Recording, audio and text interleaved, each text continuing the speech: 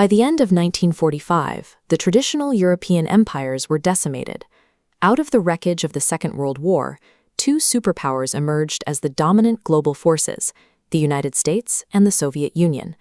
Their competing interests for post-war control divided the globe.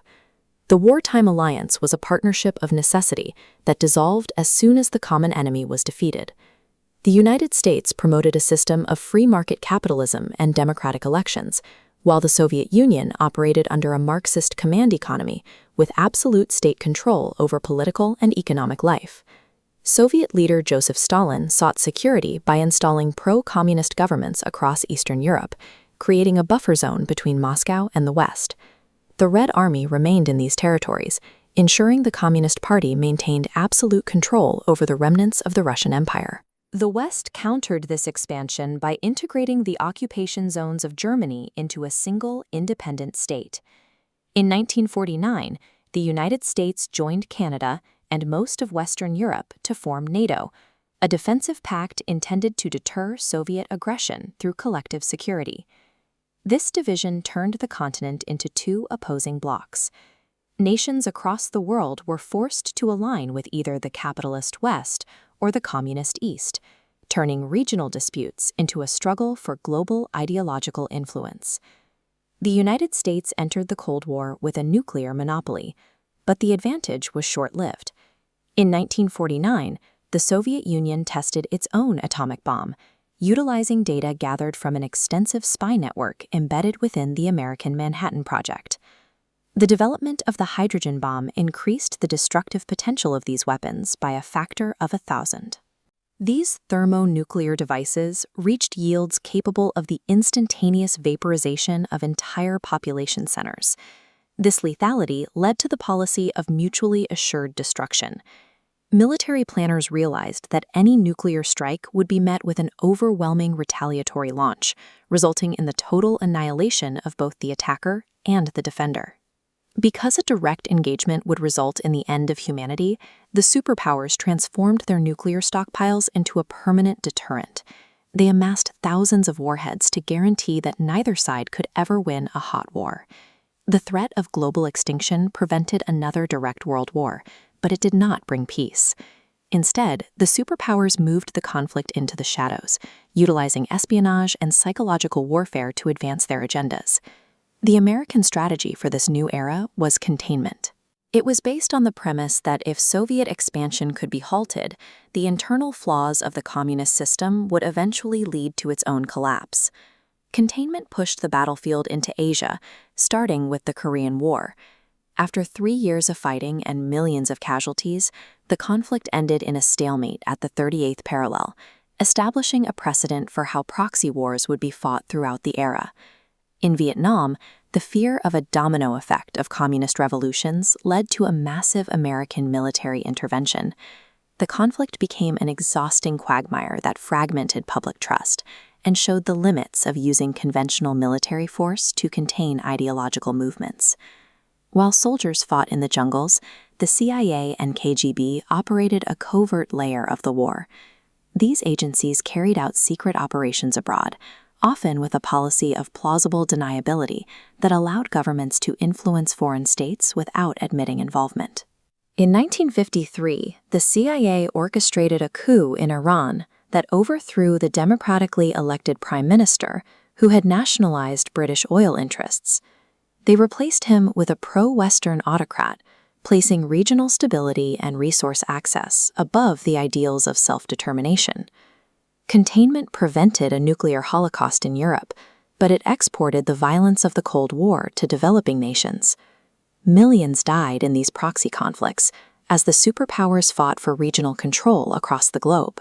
By 1961, the economic disparity between East and West led to a crisis in Berlin. To stop the departure of nearly 3 million citizens, the Soviet-backed East German government erected a barbed wire and concrete barrier that physically split the city in half. The city became the center of global tension. At border crossings like Checkpoint Charlie, American and Soviet forces engaged in direct standoffs, with tanks from both sides occasionally facing each other over the divide. In 1962, the conflict reached its most dangerous peak. American reconnaissance aircraft captured these images of Soviet nuclear missiles being stationed in Cuba. The placement allowed the Soviet Union to double the number of warheads capable of striking the United States.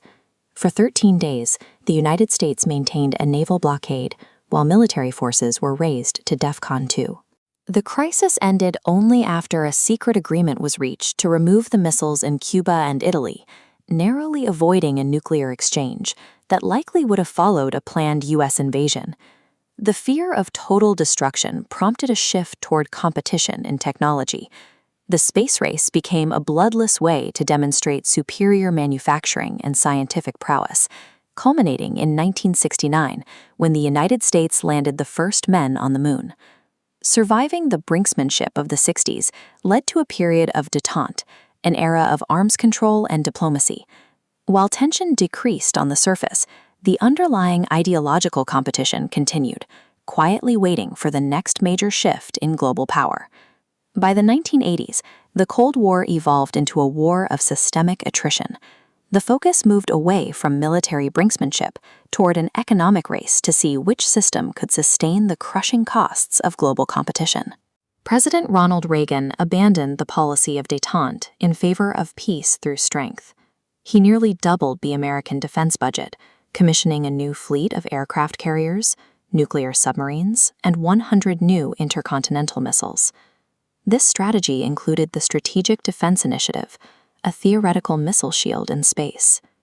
The Soviet leadership responded by placing their nuclear forces on a 2-year intelligence alert, with air units in Eastern Europe scanning for any sign that the U.S. was preparing a first strike. While the American economy saw rapid growth in technology and finance, the Soviet command economy stagnated. The state could not produce enough basic goods for its people, leaving citizens to stand in long winter lines for bread and coal, while billions were funneled into the military. The Soviet leadership realized they were losing the war of endurance.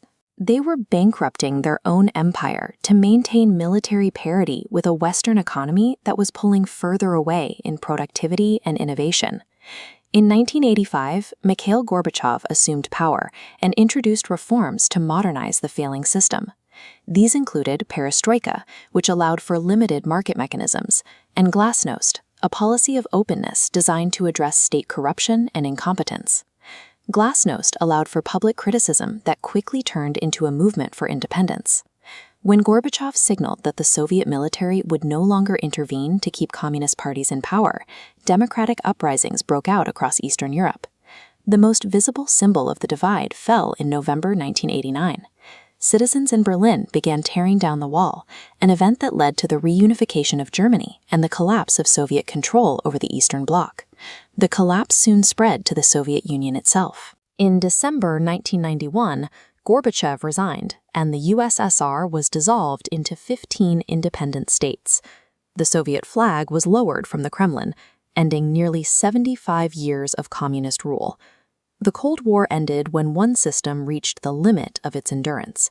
It concluded without a final battle, leaving behind the borders and political alliances that define international relations today.